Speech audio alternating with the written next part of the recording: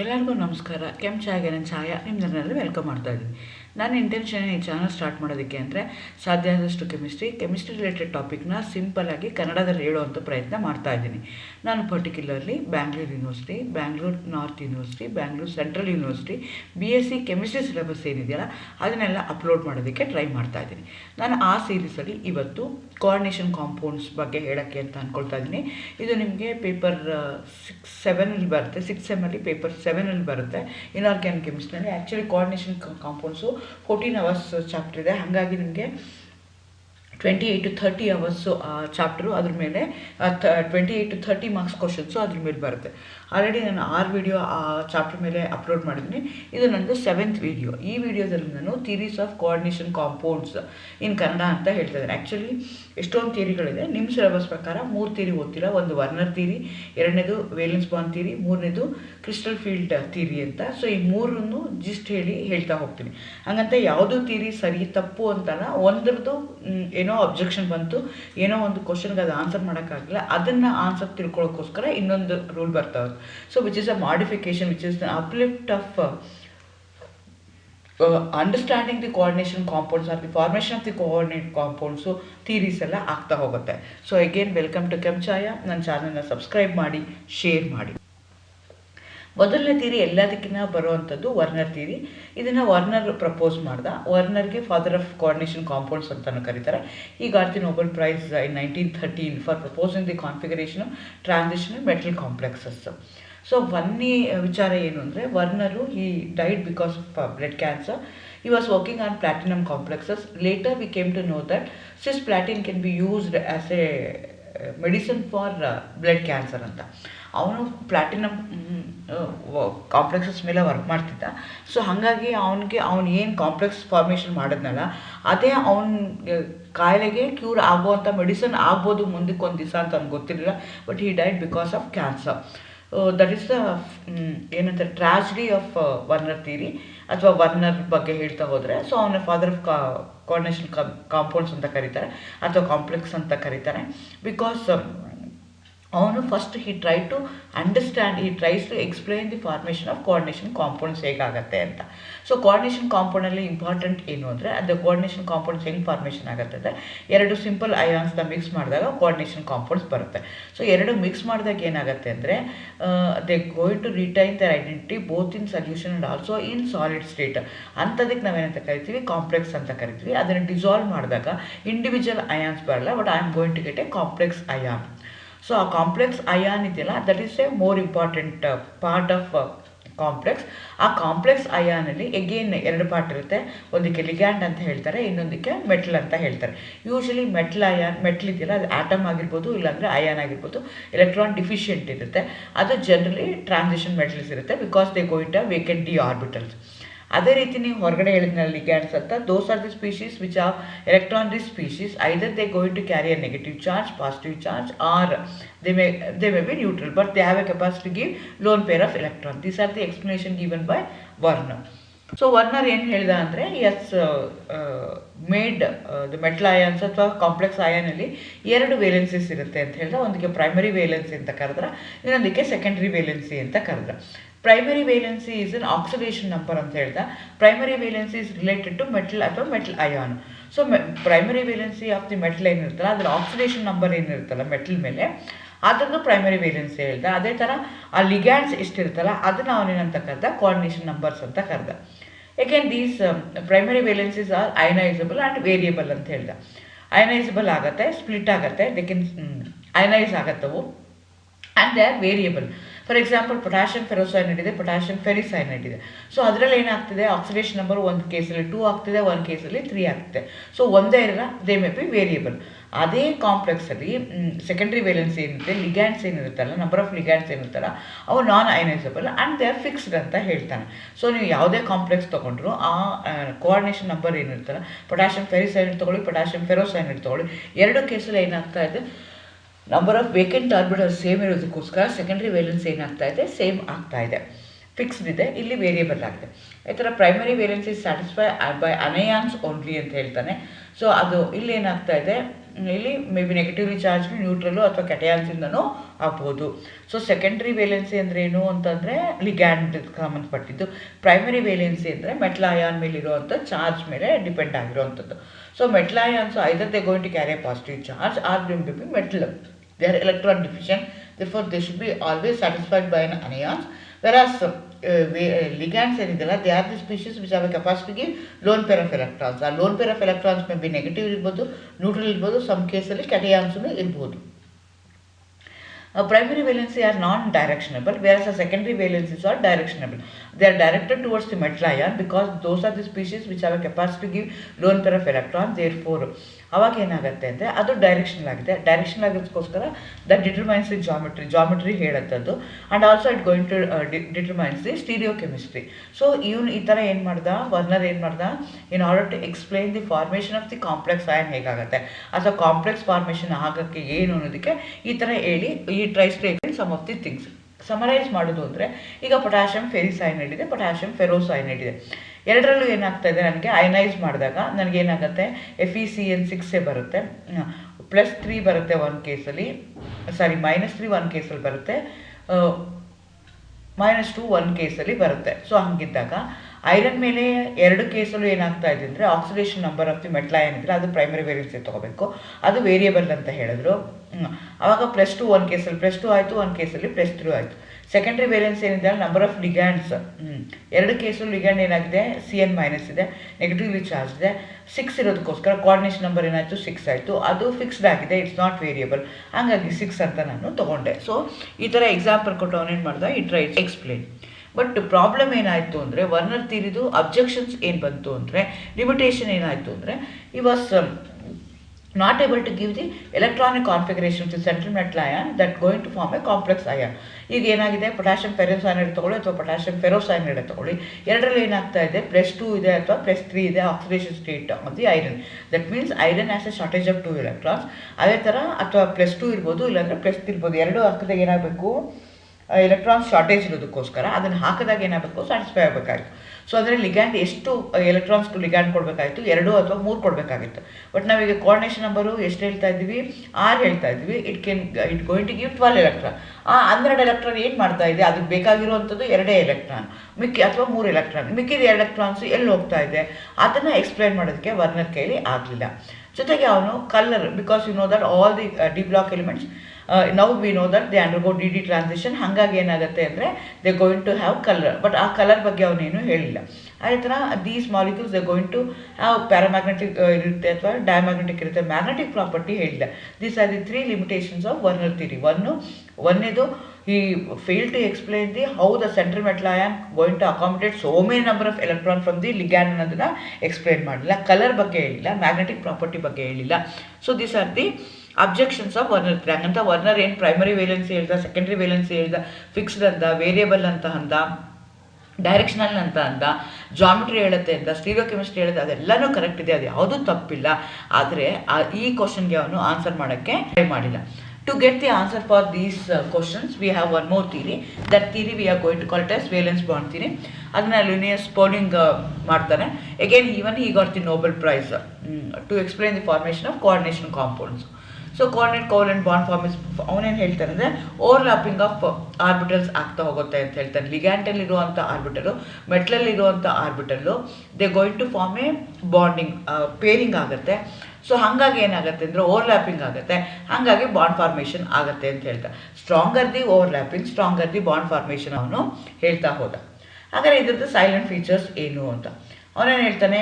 ಈಗ ನಮ್ದು ಈ ಥೀರೀಸ್ ಏನಿರೋದು, in order to find out how the coordination compounds are formed, how the complex ion is formed ಅನ್ನೋದನ್ನು ನಾನು ಎಕ್ಸ್ಪ್ಲೈನ್ ಮಾಡಬೇಕು. ಅದರಲ್ಲಿ ನನಗೆ ಇಂಪಾರ್ಟೆಂಟಾಗಿ ಬರುವಂಥದ್ದು ಯಾವುದು, ಒಂದು ಮೆಟಲು, ಒಂದು ligand. Metal is a one which is formed by the laws of electron. 1 or 2 electrons, valence electrons ಹೋದಾಗ ನನಗೆ ಮೆಟಲ್ ಆಗಿರುತ್ತೆ. ಆ ಮೆಟಲು ಅಥವಾ ion makes available adequate number of empty orbitals to accommodate the electron donated by the ligands. The number of orbitals made available is equal to its coordination number. Werner ಥಿಯರಿನಲ್ಲಿ ನನಗೆ ಏನು problem ಬಂದಿತ್ತು, ಆ central metal ಅಯಾನು ಅಷ್ಟೊಂದು ಎಲೆಕ್ಟ್ರಾನ್ಸ್ನ ಹೆಂಗೆ accommodate ಮಾಡ್ಕೊಳುತ್ತೆ ಅನ್ನೋದು answer ಬೇಕಿತ್ತು. ಇದರಲ್ಲಿ ಅದಕ್ಕೆ satisfactory will get N answer. ಅವನೇನು ಹೇಳ್ತಾನೆ, ಈ ಮಾಲಿಕ್ಯೂಲ್ಸಲ್ಲಿ ಎಂಟಿ ಡಿ ಆರ್ಬಿಟಲ್ಸ್ ಇರುತ್ತೆ. ಸೊ ಎಂಟಿ ಡಿ ಆರ್ಬಿಟಲ್ ಇರೋದಕ್ಕೋಸ್ಕರ ಆ electrons given by the ligand will go on sit in the M T D orbitals. ಹಂಗಾಗಿ ಆಗತ್ತೆ ಅಂತ ಹಾಗಾಗಿ ಅವೈಲಬಲ್ ಇರುವಂಥ ಎಮ್ ಟಿ ಡಿ ಆರ್ಬಿಟಲ್ಸ್ ಎಷ್ಟು ಇರುತ್ತಲ್ಲ ಅಷ್ಟು ಲಿಗ್ಯಾಂಡ್ ಆಗತ್ತೆ ಅಂತ ಹೇಳ್ದ. ಎಷ್ಟು ನಂಬರ್ ಆಫ್ ಲಿಗ್ಯಾಂಡ್ಸ್ ಅದರದ್ದು ಕೋಆರ್ಡಿನೇಷನ್ ನಂಬರ್ ಅಂತ ಹೇಳ್ದ. Same thing was given by Werner. So M T orbitals ಏನೇನಿರುತ್ತಲ್ಲ they may undergo hybridisation to give equal number of identical orbitals. So ಆಗ್ಬೇಕಾದ್ರೆ ಹೈಬ್ರಿಡೈಸೇಷನ್ ಆಗ್ಬೇಕಾದ್ರೆ n-1d ಎಲೆಕ್ಟ್ರಾನ್ಸ್ನ ತೊಗೊಂಡಿರ್ಬೋದು ಅಥವಾ ND ಆರ್ನ ತೊಗೊಂಡಿರ್ಬೋದು. ND ತೊಗೊಂಡು ಅಂತಂದರೆ ಔಟರ್ ಅಂತೀವಿ, ಐ ಸ್ಪಿನ್ ಅಂತ ಕರಿತೀವಿ. They are less stable. Inner ತೊಗೊಂಡ್ರೆ n-1d ಆರ್ಬಿಟಲ್ಸ್ನ ಇನ್ವಾಲ್ವ್ ಮಾಡ್ಕೊಂಡಿದ್ರೆ ಇನ್ನರ್ ಅಂತ ಹೇಳ್ತೀವಿ ಅಥವಾ ಲೋ ಸ್ಪಿನ್ ಕಾಂಪ್ಲೆಕ್ಸಸ್ ಅಂತೀವಿ, which are more stable. These are the positives given by VBT. The non-bonding electrons of a metal occupy the inner orbital as per the Hund's rule. But ಯಾವುದೋ ಇದ್ದಾಗ ಏನಾಗುತ್ತೆ, ಈಗ ಎಲೆಕ್ಟ್ರಾನ್ಸ್ನ fill ಆಗ್ತಾ ಹೋದಾಗ Hund's rule ಏನು ಹೇಳುತ್ತೆ, single ಆಗಿ ಎಲ್ಲ ಪೇರ್ ಮಾಡಬೇಕು, ಇನ್ನೂ ಉಳಿದಿದ್ರೆ ಡಬಲ್ ಹಾಕಬೇಕು ಅಂತ ಹೇಳ್ತಾರೆ. ಕೆಲವು ಸಲ ಏನಾಗುತ್ತೆ, ಸ್ಟ್ರಾಂಗ್ ಲಿಗ್ಯಾಂಡ್ಸ್ ಏನಾದರೂ ಯೂಸ್ ಮಾಡಿದ್ರೆ ಎಗನೆಸ್ಟ್ ದಿ ಹಂಡ್ಸ್ ರೂಲ್ ಏನಾಗುತ್ತೆ, ದೇ ಗೋಯಿಂಗ್ ಟು ಕಂಬೈನ್, ಅಂದರೆ ನಾಟ್ ಸಿಂಗ್ಲಿ ಆಗಲ್ಲ, ಡಬಲ್ ಆಗಿಬಿಡುತ್ತೆ. And they going to make more number of MTD orbitals ಆಗುತ್ತೆ ಅಂತ ಹೇಳ್ದ. And also ligand should give at least one lone pair of electron towards the coordinate towards the metal, so that there will be a coordinate covalent bond ಅಂತ ಹೇಳ್ದ. These are the postulates given by VBT. ಅಂದರೆ summarise ಮಾಡಬೇಕು ಅಂದರೆ number of M T orbitals ಎಷ್ಟಿರುತ್ತಲ್ಲ ಅಷ್ಟು ligand ಆಗುತ್ತೆ. So ಎಷ್ಟು ligands occupy ಮಾಡಿಕೊಳ್ಳುತ್ತಲ್ಲ ಅದು ಏನಾಗುತ್ತೆ, ಆರ್ಬಿಟಲ್ಸ್ ಎಮ್ ಟಿ ಆರ್ಬಿಟಲ್ಸ್ ಏನಿರುತ್ತೆ, before accepting the electron they may undergo hybridization. Hybridization ಆಗ್ಬೇಕಾದ್ರೆ n-1d ಆರ್ಬಿಟಲ್ಸ್ ಎಲೆಕ್ಟ್ರಾನ್ಸ್ನ ಯೂಸ್ ಮಾಡ್ಕೋಬೋದು ಅಥವಾ ND ಎಲೆಕ್ಟ್ರಾನ್ಸ್ನ ಯೂಸ್ ಮಾಡ್ಕೋಬೋದು. ND ಏನಾದರೂ ಯೂಸ್ ಮಾಡಿದ್ರೆ ಅಂಥದನ್ನು ಔಟರ್ ಅಥವಾ ಹೈ ಸ್ಪಿನ್ ಕಾಂಪ್ಲೆಕ್ಸಸ್ ಅಂತ ಕರಿತೀವಿ, ಅವು ಲೆಸ್ ಸ್ಟೇಬಲ್ ಆಗಿರುತ್ತೆ. n-1d ಆರ್ಬಿಟಲ್ಸ್ ಏನಾದರೂ ಯೂಸ್ ಮಾಡಿದ್ರೆ ಅಂಥದಕ್ಕೆ ಏನಂತ ಕರಿತೀವಿ ನಾವು, ಇನ್ನರ್ ಅಂತ ಕರಿತೀವಿ ಅಥವಾ ಲೋ ಸ್ಪಿನ್ ಕಾಂಪ್ಲೆಕ್ಸಸ್ ಅಂತ ಕರಿತೀವಿ, ಅವು ಸ್ಟೇಬಲ್ ಆಗಿರ್ತವೆ. ಸೊ ಏನಾಗುತ್ತೆ ಅಂದರೆ ಕೆಲವೊಂದು ಸಲ ಏನಾಗುತ್ತೆ, ಅಕಾಮಿಡೇಷನ್ ಆಫ್ ದಿ ಎಲೆಕ್ಟ್ರಾನ್ಸ್ ಮಾಡಬೇಕಾದ್ರೆ against the Hund's rule, when you have a strong ligand against the Hund's rule ಏನಾಗ್ಬೋದು, ಪೇರಿಂಗ್ ಅಪ್ ಆಗುತ್ತೆ ಅಂತ ಹೇಳ್ದ. ಸೊ ಜಾಮೆಟ್ರಿ ಯಾವ ಥರ ಹೈಬ್ರಿಡೈಸೇಷನ್ ಇದ್ದರೆ ಅದ್ರ ಪ್ರಕಾರ ಜಾಮೆಟ್ರಿ ಆಗ್ತಾ ಹೋಗುತ್ತೆ ಅಂತ. sp3 ಇದ್ದರೆ ಟೆಟ್ರಾಹೈಡ್ರಲ್ಲು, sp3d ಇದ್ದರೆ ಇನ್ನೊಂದು, ಆ ಥರ ಏನಾಗ್ತಾ ಅಂತ ಜಾಮೆಟ್ರಿ ಮೇಲೆ ಅವನು ಹೈಬ್ರಿಡೈಸೇಷನ್ ಮೇಲೆ ಜಾಮೆಟ್ರಿ ಯಾವುದಿರುತ್ತೆ ಅಂತ ಹೇಳ್ತಾ ಹೋದ. ಏಕೆಂದ್ರೆ ಮ್ಯಾಗ್ನೆಟಿಕ್ ಪ್ರಾಪರ್ಟಿ, ಬಿಕಾಸ್ ವರ್ನರ್ ಥಿಯರಿನಲ್ಲಿ ಏನೇನು ಹೇಳ್ಬೇಕಾಗಿತ್ತು, ಮ್ಯಾಗ್ನೆಟಿಕ್ ಥಿಯರಿ ಬಗ್ಗೆ ಅವನು ಏನೂ ಹೇಳಿರಲಿಲ್ಲ.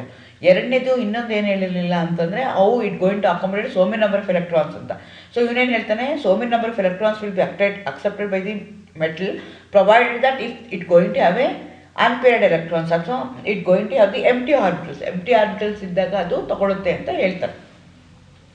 ಅನ್ಪೇರ್ಡ್ ಎಲೆಕ್ಟ್ರಾನ್ಸ್ ಏನಾದರೂ ಇತ್ತು ನನ್ನ ಮಾಲಿಕ್ಯೂಲಲ್ಲಿ ಅಂತಂದರೆ ಅವಾಗ ಅದು ಪ್ಯಾರಾಮ್ಯಾಗ್ನೆಟಿಕ್ ಆಗುತ್ತೆ. ನೋ ಅನ್ಪೇರ್ಡ್ ಎಲೆಕ್ಟ್ರಾನ್ ಇತ್ತು ಅಂತಂದರೆ ಅವಾಗ ಅದು ಡಯಾಮ್ಯಾಗ್ನೆಟಿಕ್ ಆಗುತ್ತೆ. ಸೊ ಇವನೇನು ಮಾಡ್ತಾನೆ, ಅದು ಯಾವುದು ಆನ್ಸರ್ ಮಾಡೋಕ್ಕಾಗಲಿಲ್ಲೋ ಅದನ್ನು ಆನ್ಸರ್ ಮಾಡೋದಕ್ಕೆ VBTನ ಟ್ರೈ ಮಾಡ್ತೀವಿ ನಾವು, ಯಾಕಂದರೆ ಇದ್ರ ಲಿಮಿಟೇಷನ್ ಏನೂ ಇಲ್ವಾ. ಸೊ ಇದು ಏನಾಗುತ್ತೆ ಅಂತಂದರೆ ಅದ್ರ ಪ್ರಕಾರ ಏನು ಬರಿತಾ ಹೋದರು. Some of them they easily explain. ಅವನಿಗೆ ರೀಸನ್ ಏನು ಅಂದರೆ ಕಲರ್ ಬಗ್ಗೆ ಏನೂ ಹೇಳಿಲ್ಲ. ಆ್ಯಕ್ಚುಲಿ ವರ್ನರ್ ಕಲರ್ ಬಗ್ಗೆ ಹೇಳಿಲ್ಲ, VBTನಲ್ಲೂ ಕಲರ್ ಬಗ್ಗೆ ಹೇಳಿಲ್ಲ. ಆ್ಯಂಡ್ ಆಲ್ಸೋ ಮ್ಯಾಗ್ನೆಟಿಕ್ ಹೇಳ್ತಾ ಇದ್ದಾರೆ ಇದು ಅನ್ಪೇರ್ಡ್ ಇದೆ, ಪೇರ್ಡ್ ಇದೆ ಅಂತ. ಯಾಕೆ ಪೇರ್ಡ್ ಆಗ್ತಾ ಇದೆ, ಯಾಕೆ ಅನ್ಪೇರ್ಡ್ ಆಗ್ತಾ ಇದೆ ಅದು ಎಕ್ಸ್ಪ್ಲೇನ್ ಮಾಡೋಕ್ಕಾಗಲಿಲ್ಲ. ಹೇಗೆ ಸ್ಟೆಬಿಲಿಟಿ n-1d ಆರ್ಬಿಟಲ್ ಯೂಸ್ ಮಾಡಿದಾಗ ಏನು ಸ್ಟೆಬಿಲಿಟಿ ಜಾಸ್ತಿ ಇರುತ್ತೆ, ND ಯೂಸ್ ಮಾಡಿದಾಗ ಸ್ಟೆಬಿಲಿಟಿ ಕಡಿಮೆ ಇರುತ್ತೆ. ಎರಡು ಕಡೆಗೂ ಡಿ ಆರ್ಬಿಟಲ್ಸನ್ನೇ, ಆದರೆ ಒಂದು ಕಡೆ ಜಾಸ್ತಿ ಆಗ್ತಾಯಿದೆ, ಒಂದು ಕಡೆ ಕಡಿಮೆ ಯಾಕೆ ಆಗ್ತಾಯಿದೆ ಅವನು ಎಕ್ಸ್ಪ್ಲೇನ್ ಮಾಡೋಕ್ಕಾಗಲಿಲ್ಲ. ಹೇಗೆ ಜಾಮೆಟ್ರಿ ಏನು ಹೇಳ್ದ, ಯಾವುದು ಹೈಬ್ರಿಡೈಸೇಷನ್ ಇದೆಯಾ ಅದ್ರ ಪ್ರಕಾರ ಜಾಮೆಟ್ರಿ ಆಗುತ್ತೆ ಅಂತ ಹೇಳ್ದ. ಈಗ ಟೆಟ್ರಾಹೈಡ್ರಲ್ ತೊಗೊಂಡ್ರೆ ಆಕ್ಸಿಡೇಷನ್ ನಂಬರ್ ಏನಾಗುತ್ತೆ, ಅಥವಾ ಸ್ಕ್ವೇರ್ ಪ್ಲೇನ್ ತೊಗೊಂಡ್ರೆ ಎರಡರಲ್ಲೂ ಆಕ್ಸಿಡೇಷನ್ ನಂಬರ್ 4 ಇದೆ. ಶೇಪ್ ಮಾತ್ರ ಏನಾಗ್ತಾ ಇದೆ, ಬೇರೆ ಬೇರೆ ಆಗ್ತಿದೆ. ಯಾವ ಹೈಬ್ರಿಡೈಸೇಷನ್ ಆಗುತ್ತಲ್ಲ ಆ ಶೇಪ್ ಬರುತ್ತೆ ಅಂತ ಹೇಳ್ದ. ಹೈಬ್ರಿಡೈಸೇಷನ್ ಎರಡರಲ್ಲೂ ಏನಾಗ್ತಾ ಇದೆ ಅಂತಂದರೆ ಕೋಆರ್ಡಿನೇಷನ್ ನಂಬರ್ 4 ಇದೆ. ಒಂದರಲ್ಲಿ ಸ್ಕ್ವೇರ್ ಪ್ಲೇನರ್ ಆಗ್ತಾ ಇದೆ, ಇನ್ನೊಂದರಲ್ಲಿ ಟೆಟ್ರಾಹೈಡ್ರಲ್ ಆಗ್ತಿದೆ. ಯಾಕೆ ಅಂತ ಹೇಳಿಲ್ಲ. ಆಮೇಲೆ ಅವನೇನು ಹೇಳ್ತಾನೆ, ವೀಕ್ ಲಿಗ್ಯಾಂಡ್ ಇದ್ದಾಗ ನಿಮ್ಮ ಮಾಲಿಕ್ಯೂಲು ಒಂಥರ ಬಿಹೇವ್ ಮಾಡುತ್ತೆ, ಸ್ಟ್ರಾಂಗ್ ಲಿಗ್ಯಾಂಡ್ ಇದ್ದಾಗ ಒಂಥರ ಬಿಹೇವ್ ಮಾಡುತ್ತೆ. In order to make MTD orbitals ಅದನ್ನೇ ಎಕ್ಸ್ಪ್ಲೇನ್ ಮಾಡೋಕ್ಕಾಗಲ್ಲ. It is against the Hund's rule.